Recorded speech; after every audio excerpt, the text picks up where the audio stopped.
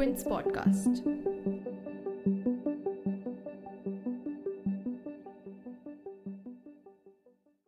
Bengaluru is still recovering from the bloody violence that rocked the city on the night of 11th August.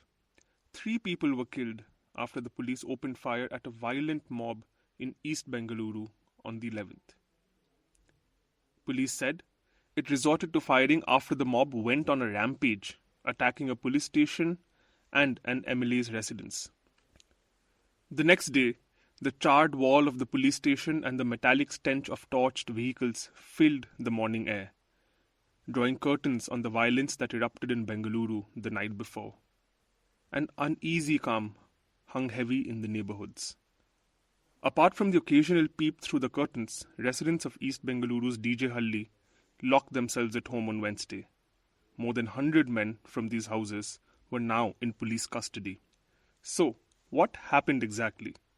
The violence began on Tuesday night in Halli and Kaval Bairasandra and spilled over to Halli after a Facebook post by a relative of Congress MLA Akhand Srinivas Murthy, reportedly insulting Prophet Muhammad, created outrage.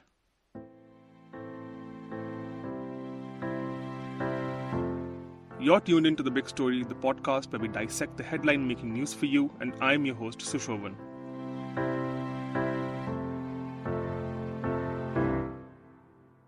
There were 2 separate focal points of the violence that was sparked by the same issue.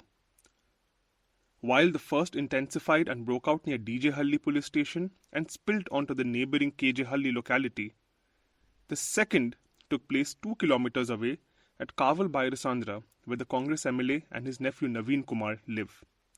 To get the complete sequence of events and get a clear picture of how exactly the mob build-up happened, how the anger simmered to a point of violence, and what the police did, my colleague Arun Dev joins me today from Bengaluru. First up, a closer look at Halli police station, the epicenter of the violence. So the sequence of events starts with around 6 o'clock when the post itself had gone viral, and around 7:45 p.m.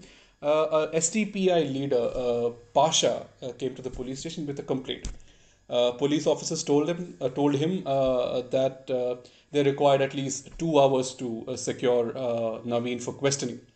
But along with Pasha, a mob of 150 people had gathered and they were standing just outside the police station's gate. As the situation was getting tense, a local imam was called in and he was asked to pacify the crowd. And in his attempt to pacify the crowd, he told them that all efforts are in place to catch Naveen.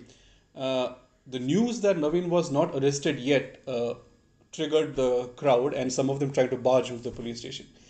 This time, the police were able to lathi charge them and keep them out.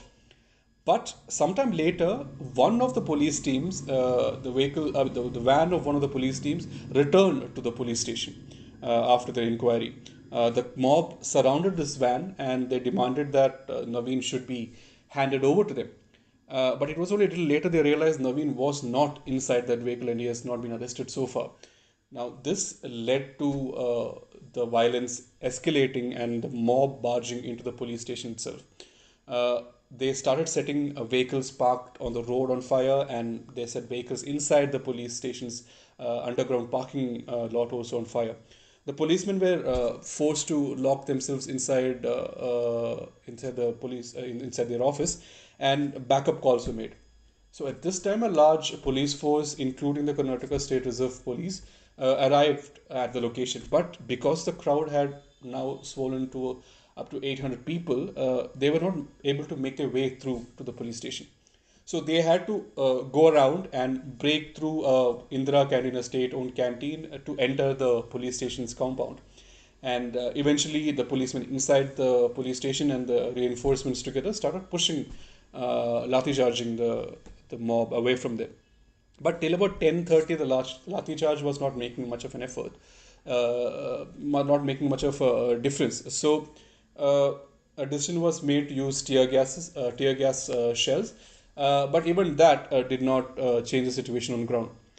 According to police sources, it was around 12 o'clock a decision was made to open fire.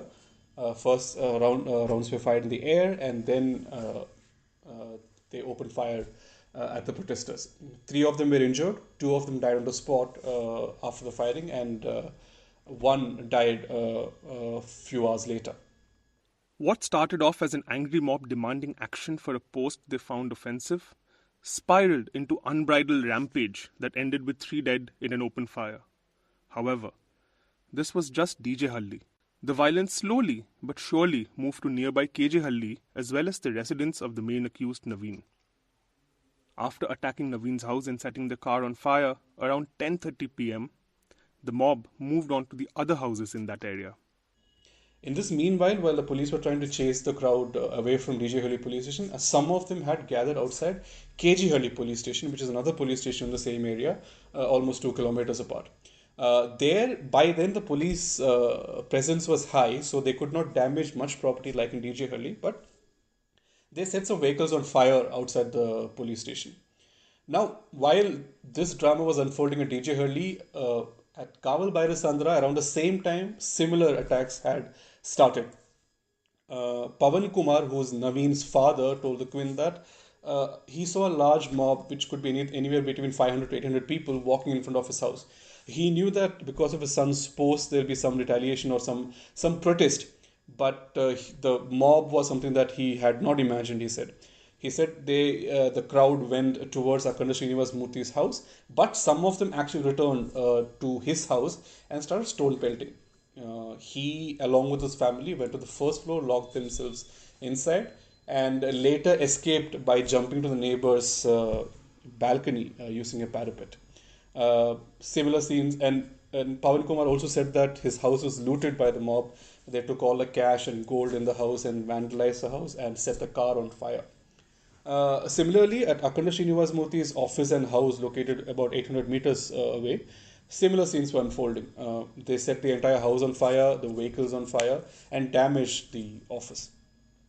Police believe that because these two attacks happened around the same time, it is possible that they were pre-planned.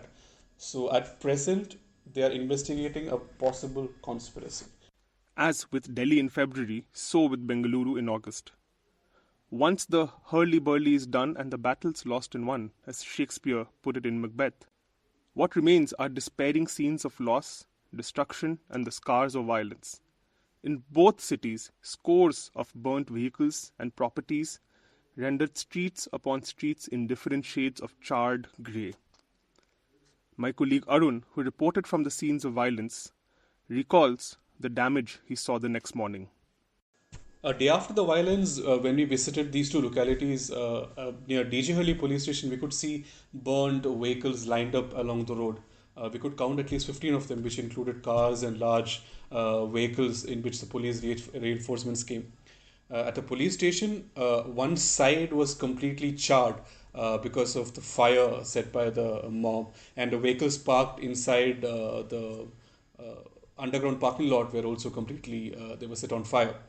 In Kaval Bhaira Sandra, where the second attack took place, the MLA's house was completely burned down. No furniture, nothing was left inside the house. But at Naveen's house, his nephew's house, the vandalism did take place, looting took place, but no, it was not set on fire.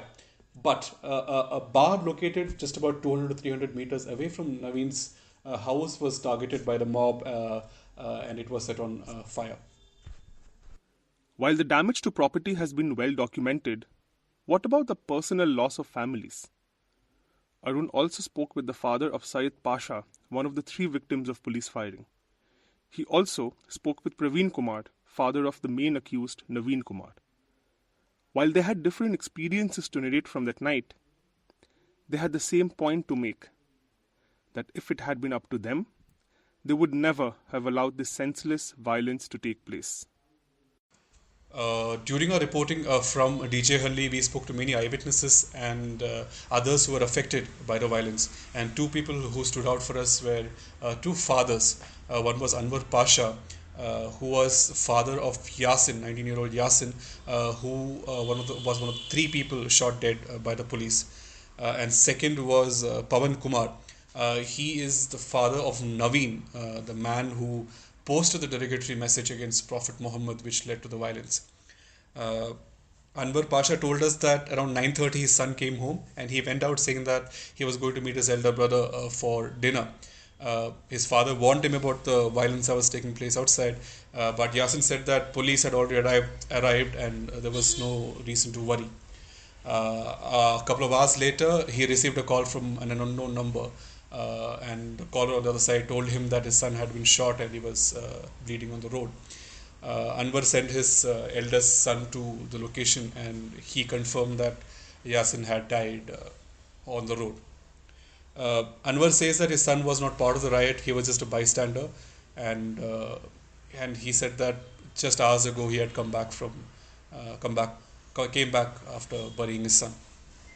In Kabul, Bhairasandra, Pavan Kumar was taking stock of all the damage that had happened to his house when we went to see him. He was a government servant, and Naveen was his eldest son. He said that after Naveen's post went viral, he thought that there would be some sort of protest outside his house, but he never expected any sort of violence to take place. He said that the mob looted him of all the savings he had and the gold that was in the house, and they also burned the car that he had purchased. Even though their losses and stories were different, there was one thing that both agreed on, that was if it was up to them, they would have never let this violence happen. If you like listening to this podcast, please subscribe to the Big Story playlist for episodic updates. We are live on Apple, Google Podcast, Spotify, JioSaavn, and other popular podcast streaming platforms. For other podcasts, please log on to the Quint website and check out our podcast section. For any feedback, shoot an email to podcasts@thequint.com.